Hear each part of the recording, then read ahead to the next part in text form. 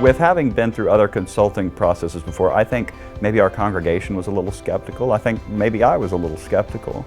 But again, because of the familiarity that clearly the team had with our church, not just our local church, but the connectional church too, it won over people, and I think they started to gain confidence that this was going to be an actual transformation instead of just a plan that, a cookie cutter plan that was given from afar. Her process works.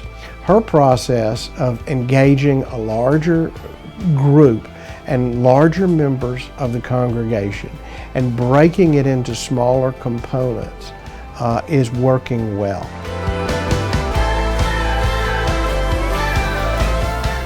I feel like it's been a lot of work, but it's been good work. I think the hardest part has been helping people stay excited and helping people move people from, being comfortable with the way things are to being open to doing something new and seeing things with new eyes. It's very hard. It's very hard, and it's not for every church, and I hate to say that. I don't want to get in trouble for saying that, because you've got to be not just the leadership, but the church has to be invested and committed to making, I said, from the bottom up. Every aspect of church life is going through a process of transformation and change. And there's some bigger issues that affect more people and some smaller issues that affect fewer, but everything is getting changed. So you've got to be ready to roll with those punches and to juggle all those balls and keep everything going and still have church every week. It helps to open our minds and make us receptive to evaluating and assessing the things that we do on a daily, weekly, monthly basis in the church. It's really easy to settle for the status quo, but when you get comfortable in doing that, sometimes you get left behind and you're not looking at what you need to look at. So I think it's helped us to make sure that we're expanding our thought process beyond the inside of the church.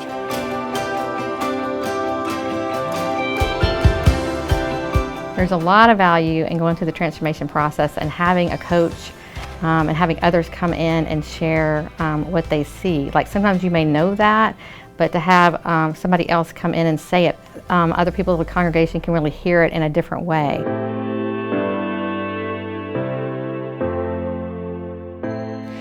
In the past, when we've used outside consultants, we got the 64-page report and they walked out the door and that was it.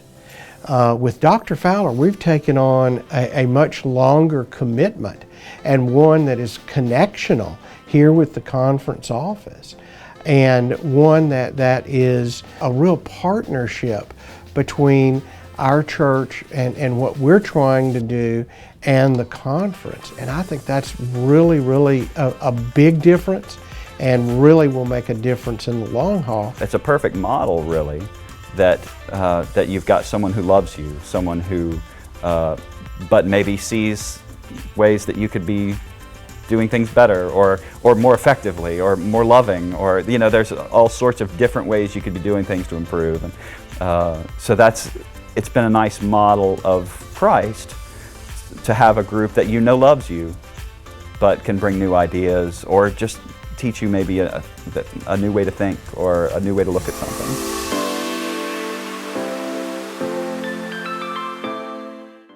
I've seen people be excited about thinking that we were an external church and realizing we really aren't, that we're more internally focused, and then thinking about ways that we can go out and be a part of the community and live that out in the community and live a life of love, so people are excited.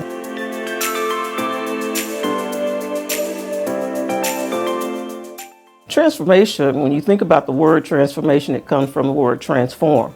When you transform something, you're talking about change. And church is not any different than any other aspect of life. Church has to change, regardless of what we think. The Bible doesn't change, and what it teaches us doesn't change.